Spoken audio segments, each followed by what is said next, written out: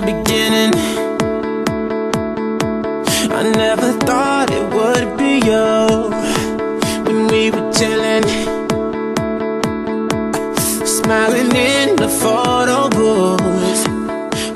Hey guys, welcome back to my channel. Now I already have my foundation and my eyebrows done here. You can watch how I did that with my Flawless Face Foundation routine and my full definition eyebrows. First step I am doing is highlighting. Now this is a kit from Sigma. It is the TiffanyD eye kit. I'm using just a small pencil brush here and a goldeny beige shimmer. Not too much of a glitter, more like a satin highlight color, and you just want to put that underneath your eyebrow. Then you do it in the corner of your eye, and I also just highlight the bridge of my nose and sometimes right above my cupid's bow as well.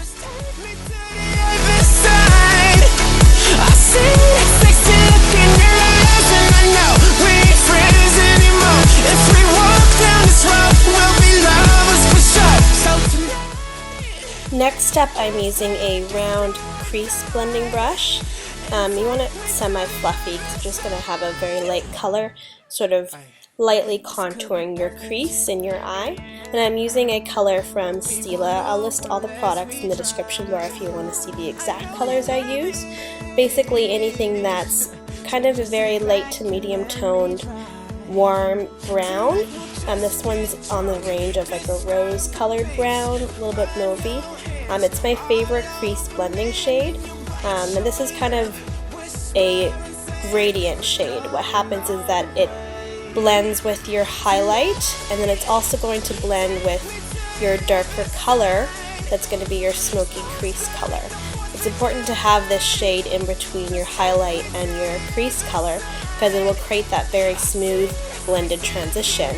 That's important to make sure you don't look like, I guess you have, a lot of people say you have raccoon eyes when you have smoky eyes if you don't apply it right, or basically it just makes it look a lot more blended and clean and crisp and more of a nice smooth gradient. So it's my trick for making a smoky eye look more natural and blending easier. So I always start with this just to outline my crease, and you're just going to wiggle it back and forth in the socket of your eye.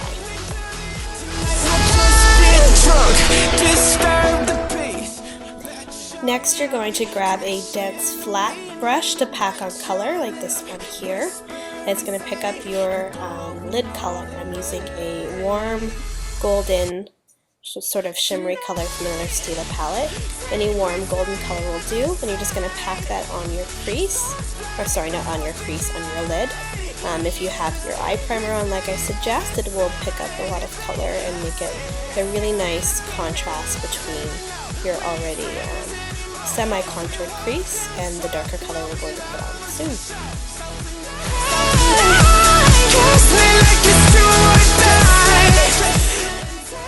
Next, I'm using one of my favorite brushes. This is from Sigma. It's double-ended. It has a pencil on one side and a more small crease brush on the other side. And we're going to pick up a pretty neutral tone gray that I just showed you there. It's from the Stila palette. Like I said, I'll list them below. It's not too cool, not too warm, and it's pretty dark. So a dark gray, and I'm using a fan brush here just right under my cheek. It's a good trick to catch any fallout, so you can just easily dust it. A little bit out of the frame here. I will adjust shortly, I promise.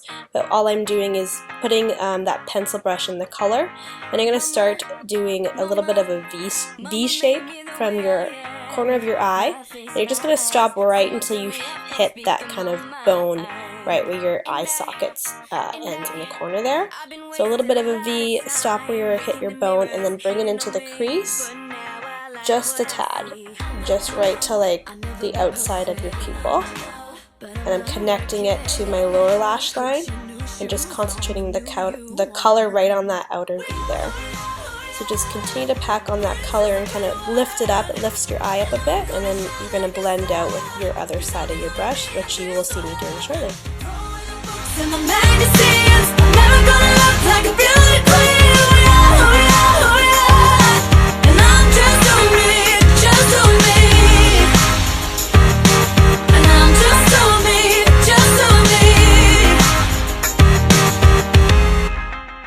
I'm just reinforcing the color a bit, just layering a little bit more of the gray shadow and bringing it a little bit further into my crease, just a little bit of color. I'm not picking up too much product, and then I'm going to continue to blend with the other end to soften up any of the edges.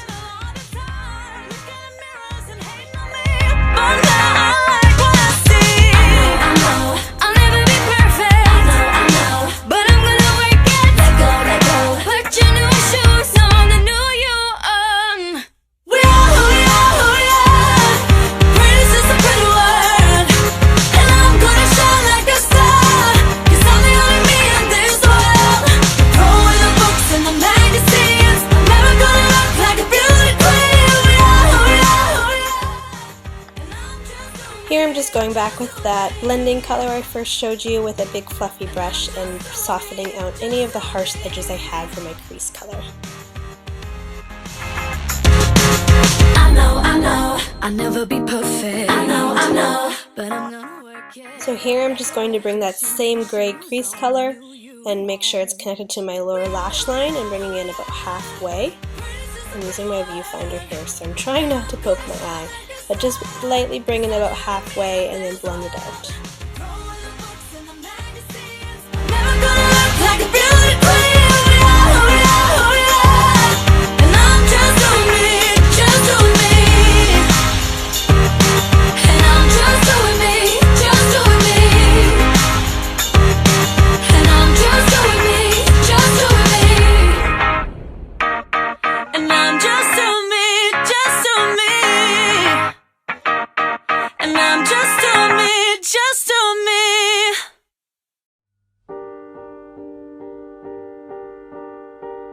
It's a little bit funny, this feeling inside.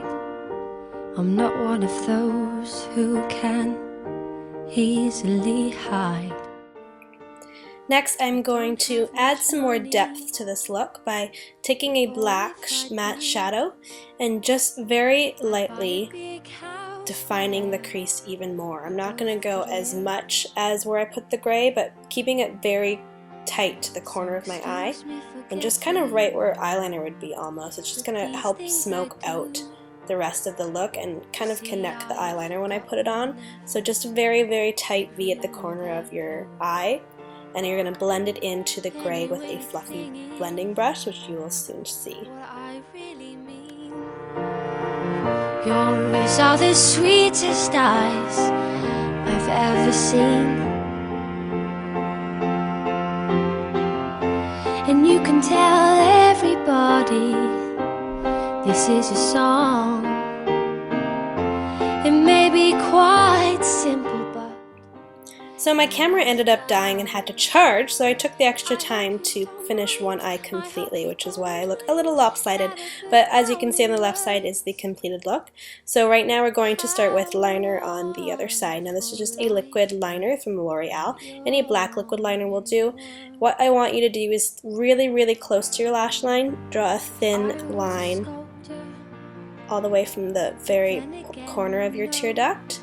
Now we're going to wing it out just a little bit. It's not going to be a very dramatic wing and not a lot of liner because I want to keep this really wearable for day, even if you wanted to do a summer smoky eye. So super close to your lash line and a little bit of a wing, kind of stopping where the darkest part of your corner and crease shade ends.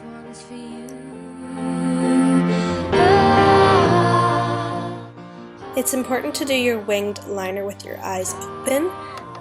Sorry, excuse me, with your eyes open. If you do your wing liner with your eyes closed, all of a sudden you'll open your eyes and your line will be crooked, it'll be too high, it won't connect to the bottom lash line. So this is really good because I'm kind of looking down into my mirror just because of the way my camera's set up. You want to do it with your eyes open so you can see where your eyeline ends and your crease begins. So that's kind of where your eyeliner should stop.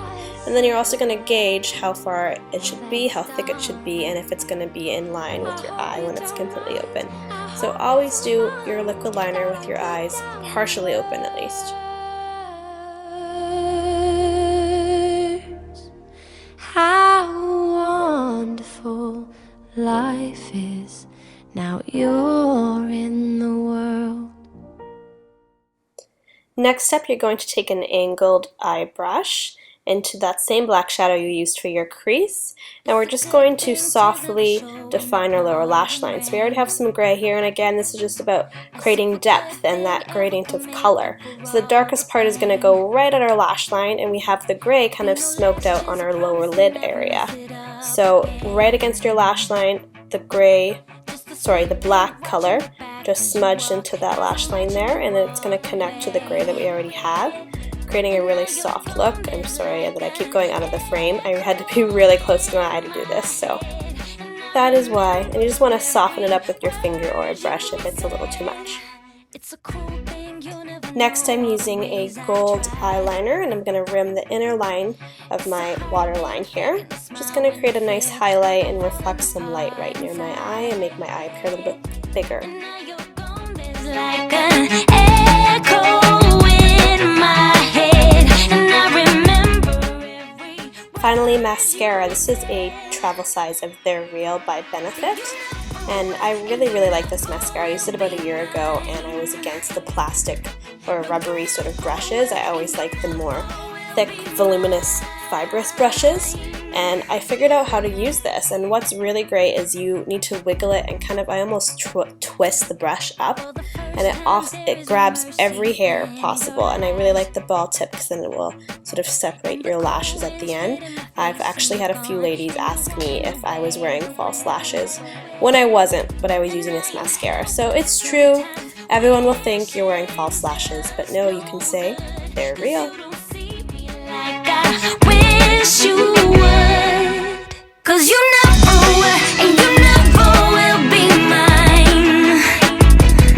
No, you never were and you never will be. So my memory card now ended on me, so I also decided to finish getting ready and do my hair, which is why I also look different in this cut. So now we're going to apply false lashes. These are Crow's number 804. I really like them because they look kind of scary and spiky when you don't wear them, but when you pair them obviously with your regular lashes, it just adds extra definition, extra length and volume, but not as much as those really full strips. I find those look really fake sometimes, and a lot of times I have people telling me that these almost look like my real lashes, but just longer. So I'm using my favorite lash glue. This is from Revlon.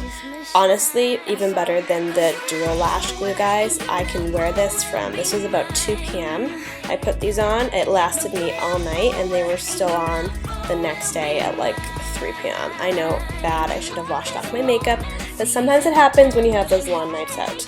It is amazing, super sticky, and I never had to reapply. I love it.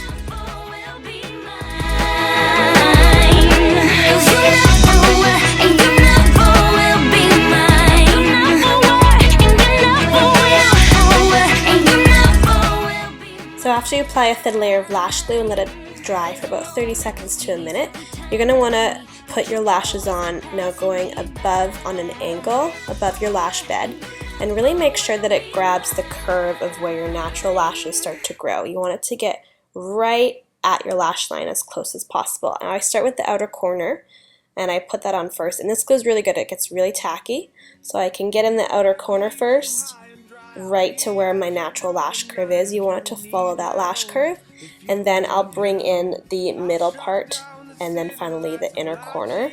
You want to make sure the inner corner is stuck on really good, because that's usually what will come apart first. And just play with it. It has some moving room. It's a really great glue. It's easily forgivable. Alright, so here I'm just putting on another layer of lip balm. This is from La Roche-Posay. I really like it. And then for a lip color, I'm choosing something that's really close to my natural lip color. It's not quite nude, it's a little bit of a rosy color. It's the Dior Extreme Addict, and it's the color Incognito right here. So it's kind of like a taupe rosy brown color. And when I put the lip balm on before, it kind of shears it out even more. So if you have a color that you like but you don't want it to be too pigmented, just apply lip balm before you apply it, and it should shear it out quite nicely.